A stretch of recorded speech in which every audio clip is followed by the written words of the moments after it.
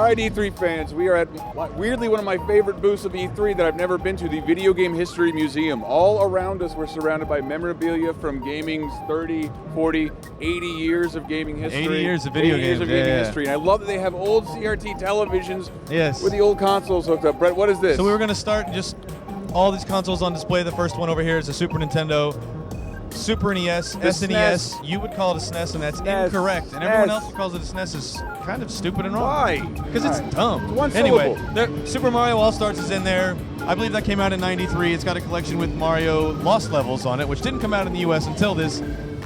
I broke it. Let's move on. Andy broke it. We're going to move on. We're going to move on over to the... Oh, it's the Dreamcast. This is the black Dreamcast, which... Off the top of my head, I think the black one was the sports bundle that came out like 2000 or 2002. Yeah. And these clear smoke controllers that are clear instead of solid. Children, this is where iPods used to go. No, these were VMUs. They're visual memory cards that weren't very popular. I think this is Power Stone in it. One of Capcom's like big franchises for exactly 2 years, and then it just disappeared. Yeah, it should come back. It's like Smash Brothers with characters you don't recognize. Yeah. Next up. Sorry. We're chasing people away. I apologize. Our booth is actually right next to us, and the whole day I've been hearing the sound of Mario Kart item things going off. Here's the culprit. This is part of the Funtastic line of N64s. It's not a regular color. It's clear purplish indigo blue, part of the grape, watermelon, jungle greens, fire, smoke. This whole line of N64s, they called Funtastic. Stop playing. I will stop playing. Mario Kart 64, which I believe came out in February of '97, if I'm not mistaken. And I love it. Look at that, kids. A hidden Z trigger. A hidden Z trigger right there. The useless trident that is the N64 controller. Beautiful, right? And the D-pad that I think anytime you did hold it, it felt awkward because you were not used to holding a D-pad. It's like a retarded boomerang or a set of dragon teeth. Right there. See? See what I'm saying? Next. Right. Next. So we're rounding the corner, rounding the corner, rounding the corner. Oh, God. I can't think of a system I dislike or am more indifferent to than the TurboGrafx 16. Interesting because the start button says run instead of start. Run. What the hell is this thing? That's the multi-tap. It actually had a 5-player multi-tap before. Well, I guess it wasn't before the NES satellite. So it had satellite. one controller port. Only rich kids in my neighborhood had this, who I did not like. It used weird game cards that I don't want to take out, but Devil Crush is probably one of the best games. Yeah. It's a pinball game. It's very cool. Absolutely. TG16 became a Turbo Duo later with CD-ROMs. One of the first CD-ROM game machines ever. Yeah. And then most of these games are on the Virtual Console, and they're the ones you're not buying anyway. So they're no longer worth playing. Yes, let's go. This is my favorite system.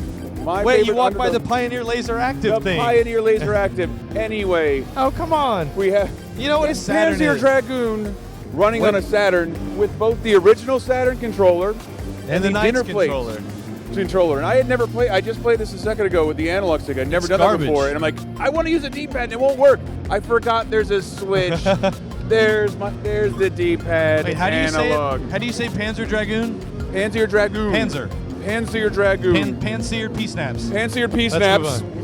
We can move on. I've never heard of this system. As the original PlayStation released I've never on heard of the system. September 9th, 1995. It was a Saturday.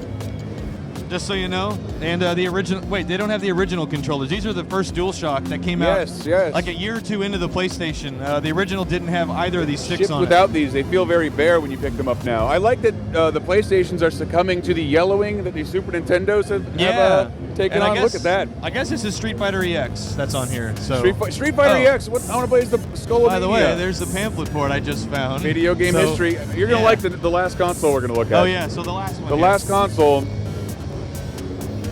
Oh, look at that. The original Sega Genesis, which one of the greatest things about this is the headphone button. It has its own headphone jack with headphone volume built into the console. Amazing. But then they've also got Toe Jam and Earl, which is one of my favorite Toe Jam and Earl, games. one of the most underrated. It's rated just fine. It's also, Everybody loves it. I think maybe one of the only or last consoles that put on the console high definition graphics. High definition. They wrote it on the machine, which would never bite it in the ass ever. Yes, high definition. I believe it's 50p. I don't know the resolution. Maybe less than that. Somewhere around 50p. Well, that's all the consoles we have. So there is something back here I want to go to. Okay, that's really weird. Remember I was talking about the yellowing of the Nintendo products? There we go. That's when too much oxygen over time goes into the plastic. Now this Right? thing, I have no clue what this even is. Wow. But it has a holster for the NES Zapper. The M82 of Japan. I don't know. It plays. That It is says incredible. Famicom box, yet it's all in English. But Famicom is NES in Japan. That is incredible. This is all like it's like a military. Like it's Yeah. metal. It's fucking metal. Yes, this survived Hiroshima. That's how old it is. Jesus Christ. Original this we all NES. know, the Power Oh Glove. yes, it's so bad. It's very bad, and we have. Do we just Oh, want to yes. see this? We should see Well, that, the Nintendo. It's actually not yellowed really at all. No, not kinda really, nice. but it's getting there. Kinda And nice. What do you want to see, Rob? Finally, Rob. Rob. But there's one sitting on my Hi, desk, friend. so we can shoot him Hi, my anytime. friend. And Original this is how Famicom. This is how the NES looks in Japan, or looked in Yes, Japan. and it had actually controller slots on it. So when you were done with the controllers, you wouldn't leave them on the floor. You would put them in these little What happened to these that? handy slots. Well, we never had that, so we were not raised with it. This is my favorite because I'd never seen this peripheral.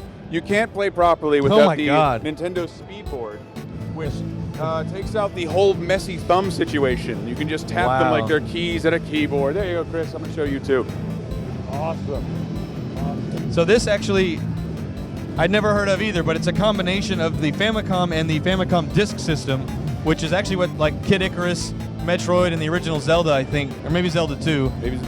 I you're talking to the wrong really guy. shouldn't be guessing because that's going to bite me in the ass. But it combined those two things into one machine that I've never seen before. So the fact that this is here is really interesting. And also, I mean, that's what the museum is supposed to be anyway. Yeah. And I think they're actually trying to get a physical store, like a physical museum you could go and visit to actually keep this and share this so it doesn't They disappear. sure are. I should see if they have a website. Yeah, yeah. So I guess the last thing we'll do, zip back around that way and look at this Sega stuff really quick.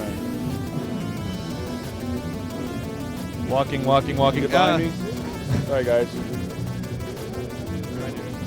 So this is Oh my God. the original Master System, which is one of the weirdest, most oddly shaped things I've ever. It's like these hard angles and then all this, like a diagram of how the machine is supposed to work. And this is how big arcades were at the time. All you had to do was say it on a box. What does that mean? Arcade? Look at that box art. Isn't that beautiful? And this is apparently a demo kiosk for the Master And I had to System. look this up. This is actually great baseball. It's not just Japanese English. It's part of the Great Sports Series. Oh, There's yeah, also yeah. great football and great soccer and great box art. What the fuck? Oh, this is the jukebox. Yeah, you would push a different button to select different game in a You retail would, store. you would put all your game So- cartridges in here and select which one you wanted. Oh, I'm feeling like Kid Nicky or something. Yes, And- whoever was rich enough to have this my God. is embarrassed. I'm going to say that's the worst game controller of all time. wow. Is this the worst game controller of all time? I'm sure there's a nice peripheral that uses it, or a nice game that uses it. All right, let's move on to the Sega CD. Sega so this Channel. is the Sega Genesis Model 2. Came out after, I think around 93 maybe? Yeah. I don't remember the exact date, maybe 94. It features both a redesigned Genesis and a Sega CD. Well, yeah, I mean, the Genesis actually disconnects Yeah. from this. I don't want to, like, take it out, but that's a Model 2 Sega CD as well. The original stacked on top of each other. Yeah, wow, that, Broken. that might be broken. Moving on. The 32X. 32X. This is Sega's ultimate, the Triforce of Sega. Yeah, you put this on here and... Look and at then that. if you put this on the old Sega CD, it would stack, and then it would be like this tall, and then you put a Game Genie in it, and then you put an Electronic Arts game on top of that, and it's literally this tall, like 2 feet. And that's your amazing. console. Well, are we So, going to wrap up, or do we take have to the talk about 32X. this motherfucking thing? Well, it's the most no. embarrassing failure ever. So Oh, no. with 2 D-pads, Virtual Boy. D-pads. I do like the back buttons on the controller. I love those. Yeah. So Saturn again, and then oh my God! Another rich kid system. $700 when it came Yeah. out. Quiet down. It was PS3 strange. It was people. Trip Hawkins, founder, one of the main people behind EA in the EA. early days, wanted to launch a console. So you get Panasonic 3DO, a Sanyo 3DO, and all these. He licensed the hardware. So it wasn't like Sega made one console. It was like as if Sega or Nintendo would license a console. And Yeah. Panasonic could make an NES, and JVC could make an NES. So that was a mistake. And That was a clearly mistake. it didn't work. So And that's all our consoles. that's all our consoles. But you did want to point out, I thought, That is the greatest box art the I've ever greatest seen. box art of this Hulk game. It just has just a little bit of the Incredible Hulk television show. I'm going Yeah, to yeah, let's yeah. see if we can steal that before. Quick animation thing. Oh my Ralph, God! Ralph Games Bakshi. Radar fans. Custer's Revenge in the box. Custer's Revenge. The only game I can think of to officially be about rape. Yes, officially. Can you say something animation related about the Ralph Bakshi, Lord of the Rings? It was an unfinished trilogy that Rankin Bass ended up finishing. It's weird. Yeah. I think that might be the first Star Wars game. I think it might. It's the first game with the lightsaber in it. I do know that. Yeah. Because I had to look that up. Or that was the Video Game History Museum. There's a hell of a lot more, but it would take forever. Yeah, so, arcade machines, but we're console guys. But that's the end of E3. Like literally, the show floor is closing right now, Yeah. so we are walking out the door. But we just wanted to shoot this really quick, and I probably said some things that were incorrect. And just put in the comments, and I will read them and then tell you why I'm so sorry I didn't have my wiki out on me. So bye, Brad. Bye, everybody.